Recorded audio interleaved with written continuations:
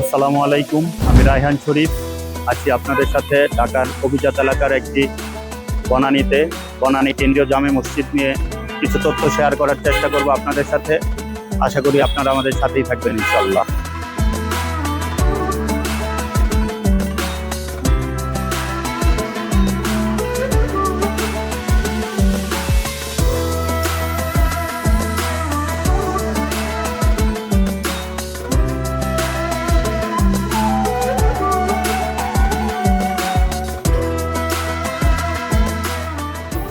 অত্যাধুনিক, নান্দনিক ও শৈল্পিকতার ছোঁয়ায় নির্মিত বনানী কেন্দ্রীয় জামে মসজিদ। বনানী কেন্দ্রীয় জামে মসজিদটি 1966 সালে প্রতিষ্ঠিত হয়। তৎকালীন ডিআইটি বর্তমান রাজউক কর্তৃক 1966 সালে বনানীবাসী নামাজ আদায়ের জন্য প্রায় 44 কাঠা জমি বরাদ্দ দেওয়া হয়। বনানী কেন্দ্রীয় জামে মসজিদের প্রবেশদ্বারের দুই পাশেই রয়েছে সুসজ্জিত ফুলের বাগান। আটতলা বিশিষ্ট মসজিদটিতে মহিলা ও পুরুষের জন্য আলাদা অজু ও নামাজের ব্যবস্থা রয়েছে।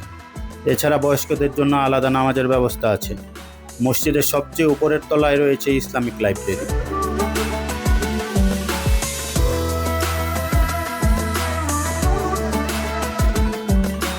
(1966 সালে মসজিদটি প্রতিষ্ঠিত হলেও পরবর্তীতে 2019 সালে প্রিমিয়ার গ্রুপ কর্তৃক মসজিদটি পুনর্নির্মাণের উদ্যোগ নেওয়া হয়। বনানী কেন্দ্রীয় জামে মসজিদটির মেহরাবের দুই পাশেই সবুজ এবং অন্যান্য রঙের মিশ্রণে খুব সুসজ্জিত করা হয়েছে। অভিজাত এই মসজিদটিতে সপ্তাহে 4 দিন বর্তমানে শনি, রবি, সোম এবং মঙ্গল কোরআনে তাফসির অনুষ্ঠিত হয়। এই কোরআনে তাফসির পরিচালনা করেন এই মসজিদের সম্মানিত ইমাম এবং খতিবগণ। মসজিদটিতে 15,000 মুসল্লি একসাথে নামাজ আদায় করতে পারবেন। এই সক্ষমতা নিয়েই গড়ে উঠেছে নান্দনিক এই মসজিদটি।